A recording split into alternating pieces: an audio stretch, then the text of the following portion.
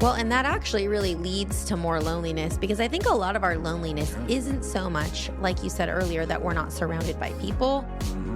It's that we're not known.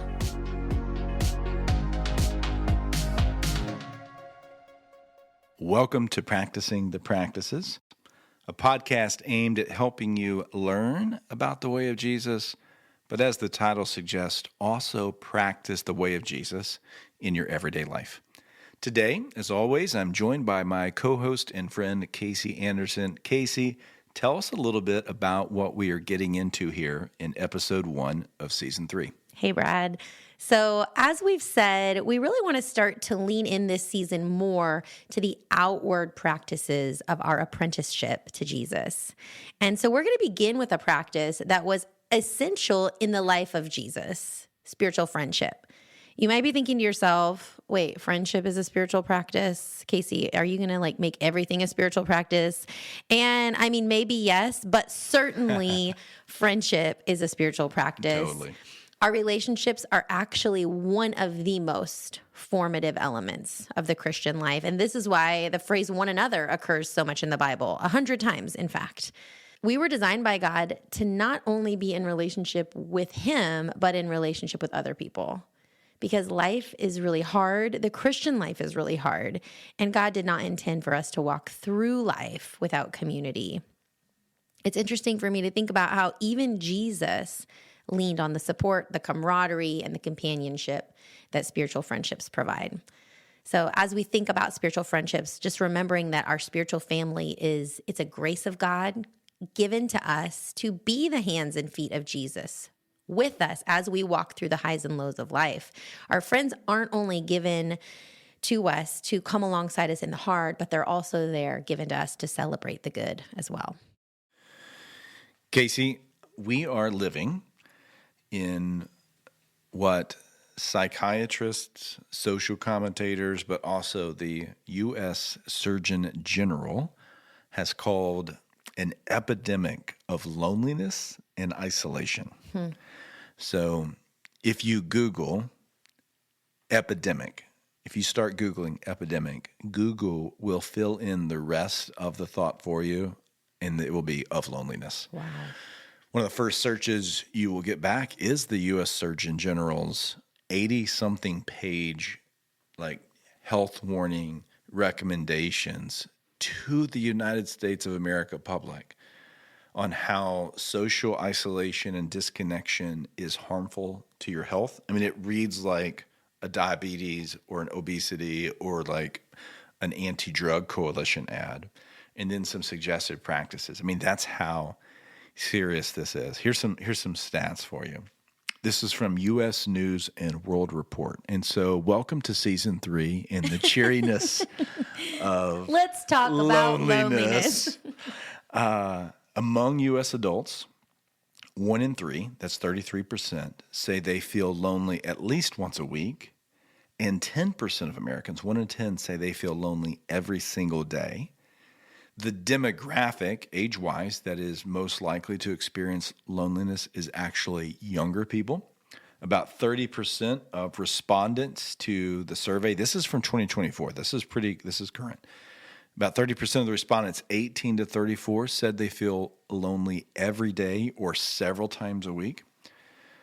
Single adults are nearly twice as likely as married adults to feel lonely on a weekly basis. We can kind of understand that. 39% of single adults said they feel lonely on a weekly basis.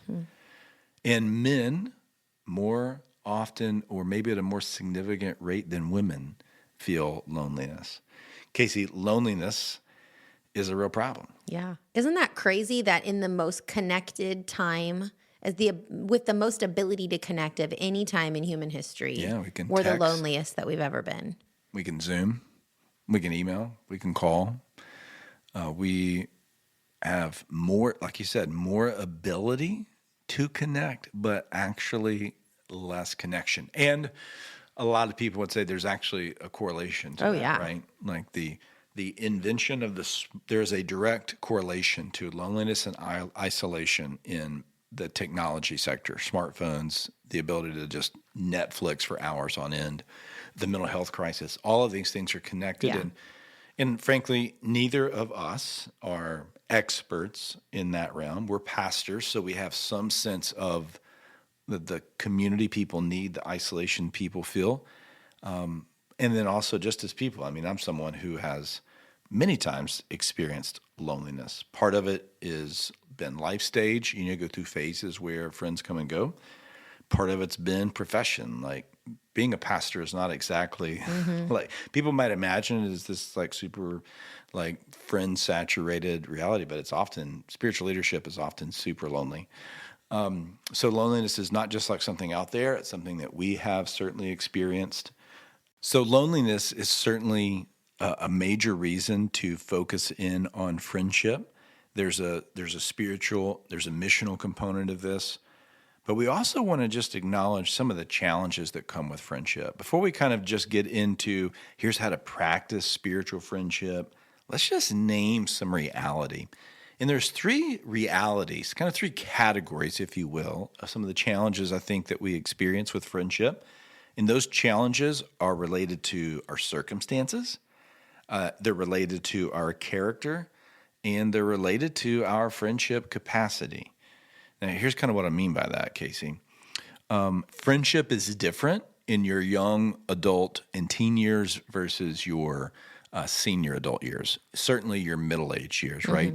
So the time in my life when I would have said I had the most friends was probably like 16 to 22. I'm in high school, I'm in college, I'm on teams, I'm in youth group, I'm in study groups. I also do not have a job, certainly in my early teen years. I don't have a spouse. I don't have children. There's no T-ball practice. I don't run two organizations. Like all of the things that are on my life in my mid-40s didn't exist. So I had space and capacity, which we'll get to in a second. But there's a sense in which, man, in your early years, it's kind of wired and desired for friendship, which has a downside. And that's the pain of loneliness can actually feel more intense. I think it's one of the reasons that maybe you see some of those stats. Like, I think maybe young people, I wonder if they actually experience greater isolation or is it just the pain of it?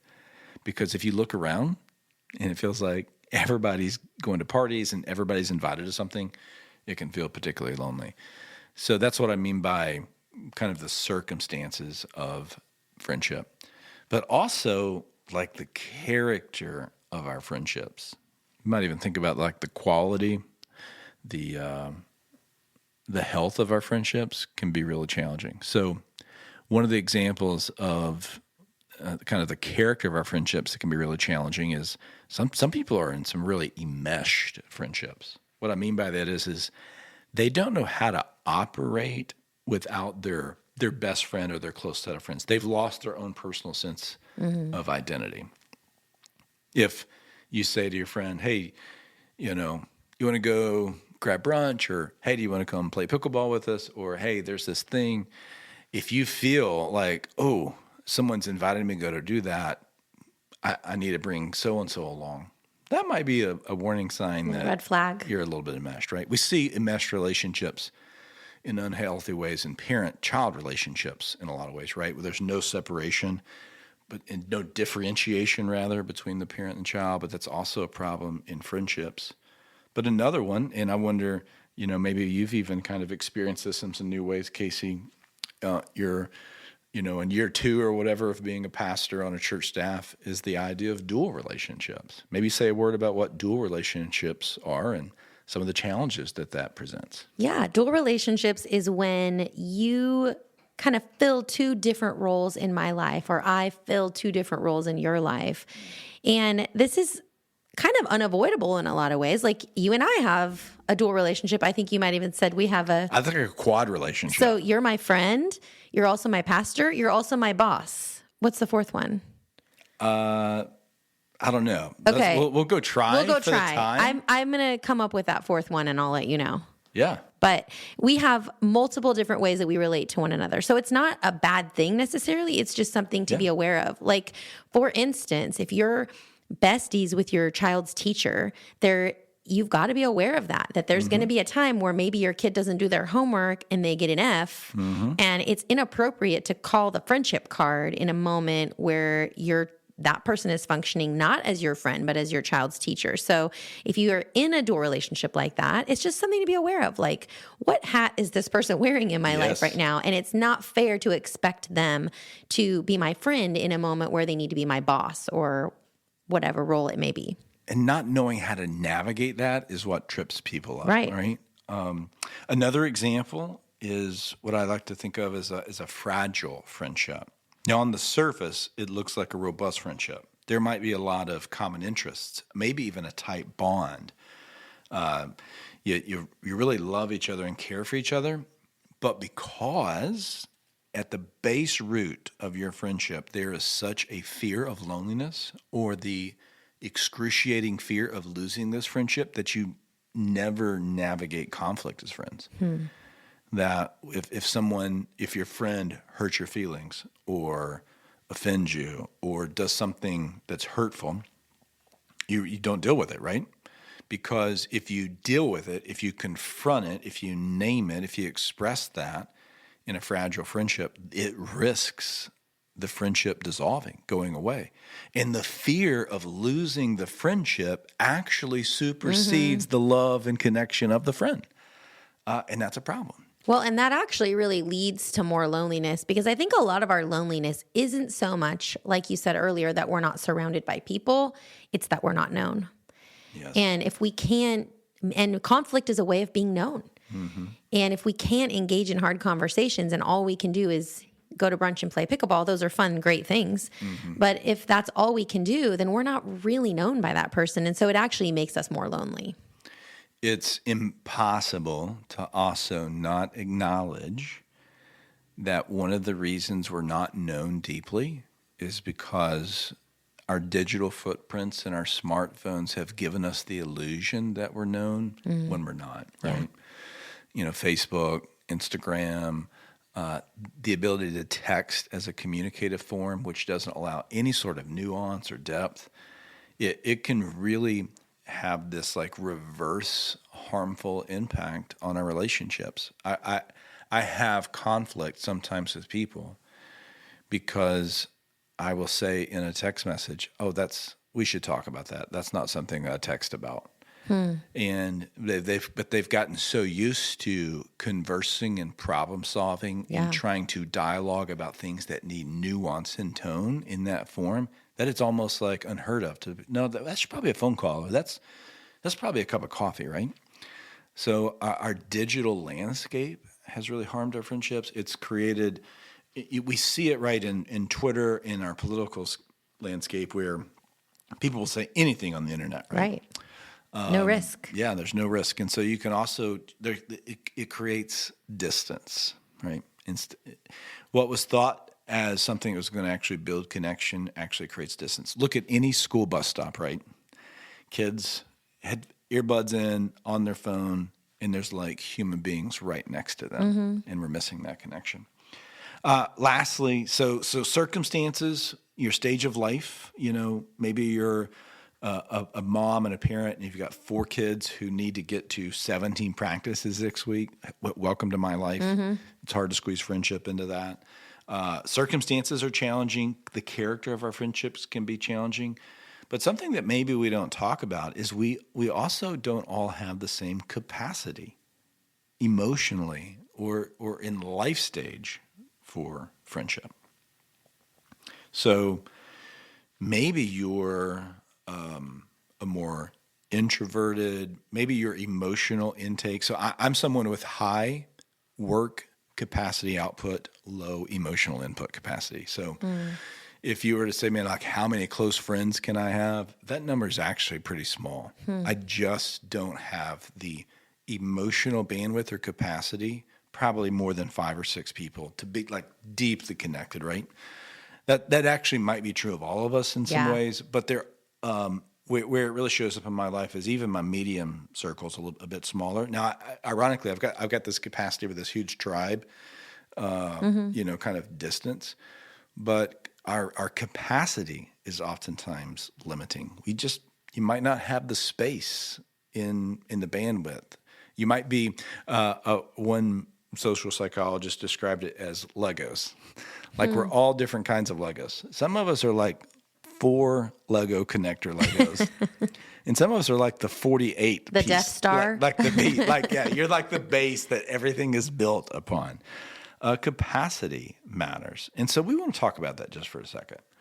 Casey, recognizing that there's actually different levels of, let's call it friendship, circles of relationship. Talk to us a little bit about how to maybe better understand capacity in friendship. Yeah. And I think when you're talking about the capacity, the lower or higher capacity we have for those intimate relationships, I think one of the reasons why we can have really low capacity for intimate relationships is we're spending so much energy in the kind of outer circles, even in the outer circles of like people we don't even know. If I'm spending a lot of energy in like emotionally engaging in some person on some influencer on Instagram, oh, they had their baby. Oh, they got married.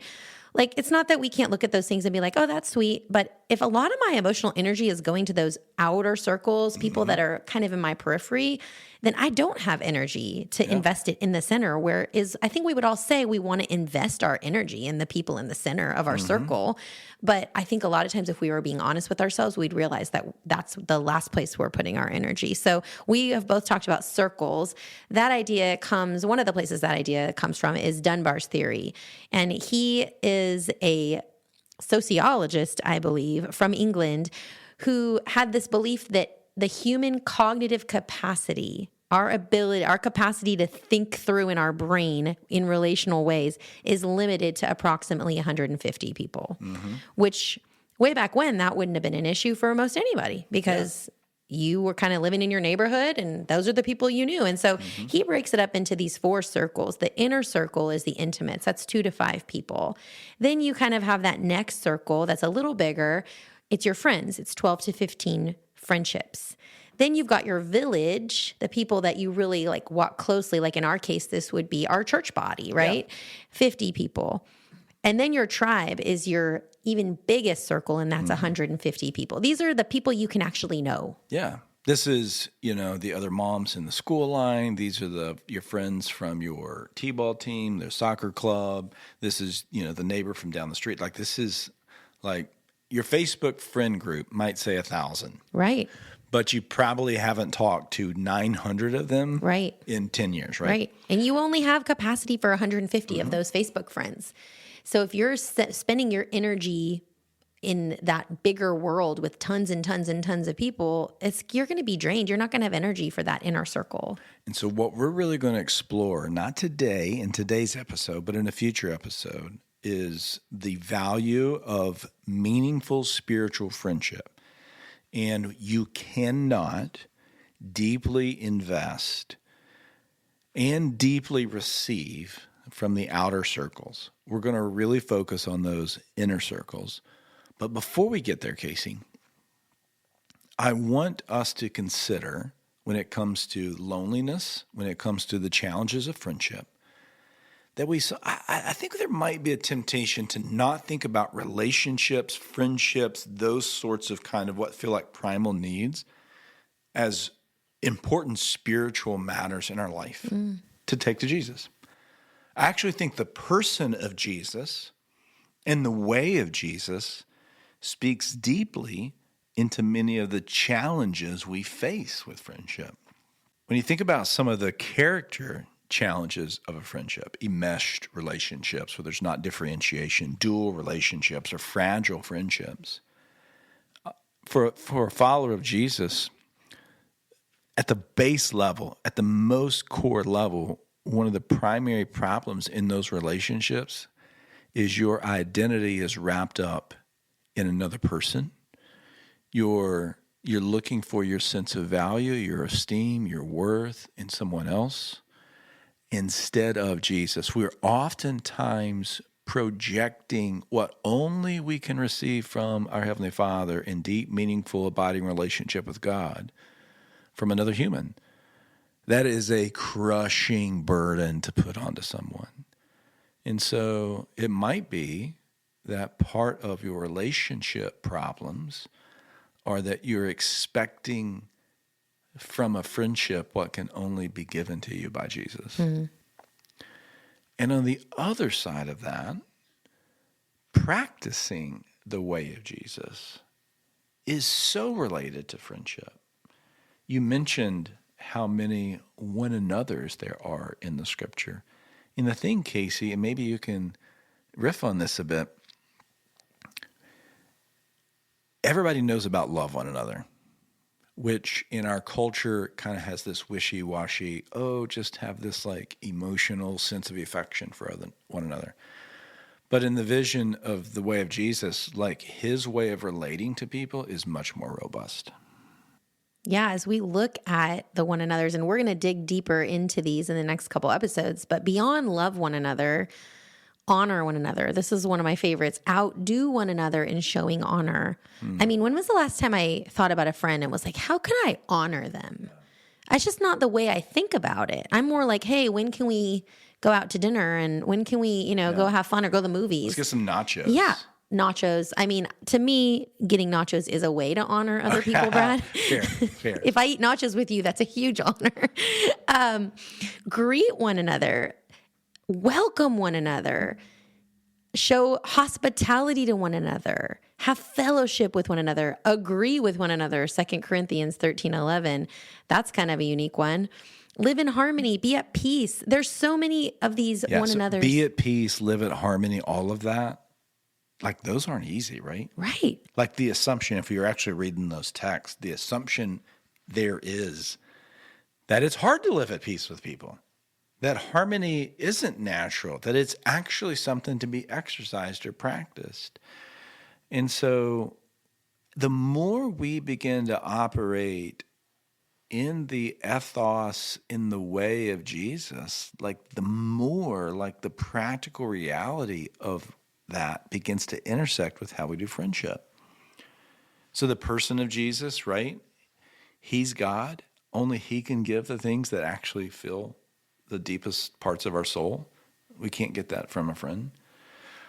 Even the way we talk about friendship is wild. Like, I'm going to give you a little Bradism here. This is not in the scripture. Jesus didn't say this. But my instincts are Jesus would agree with me on this, and it's okay for people to disagree with me on this, is this idea of soulmate, or even this idea that your spouse, for the married people listening, has to be your best friend. Like, even the way we talk like that is just unrealistic. It creates an expectation that it is 1,000 pounds on somebody's emotional and spiritual life. So the person of Jesus as the only one who really can feel kind of the deepest needs of the soul, but also how we relate in friendship, like Jesus modeled it, he talked about it, and he gave us the way. So Casey, help us kind of close out our time by actually bringing friendship, even the idea of our friendships, into context with and into our life with Christ. Yeah, as always, we want to practice today. And so we're going to practice today by reflecting with Jesus about friendship and what we've talked about today. It gives you an opportunity to really think about your own life with a little bit of quiet. So if you're able, close your eyes and just take a moment with the Spirit guiding you to consider what are some of the obstacles you're facing in your friendships right now. Maybe you've got some dual relationships that you're not sure how to navigate. Maybe there's some enmeshment. Maybe there's some fragility where you're struggling to have real honest conflict or real true conversation. Or maybe you're just lonely and you don't have a lot of friends right now. And you feel like you don't even know where to look for friends. Take a moment and just identify with the Spirit what are some of the biggest obstacles you face right now in your friendships?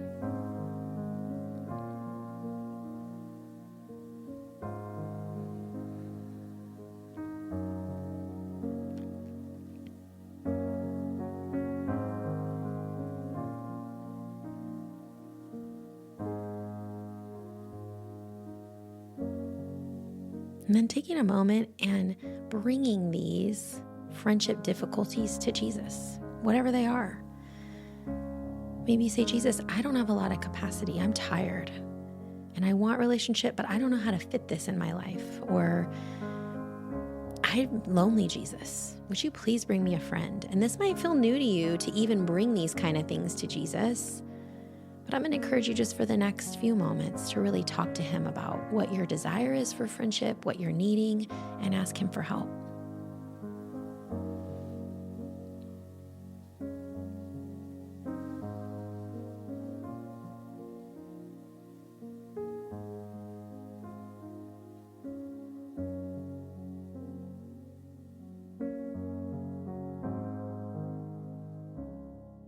Thanks so much for listening to this episode of Practicing the Practices.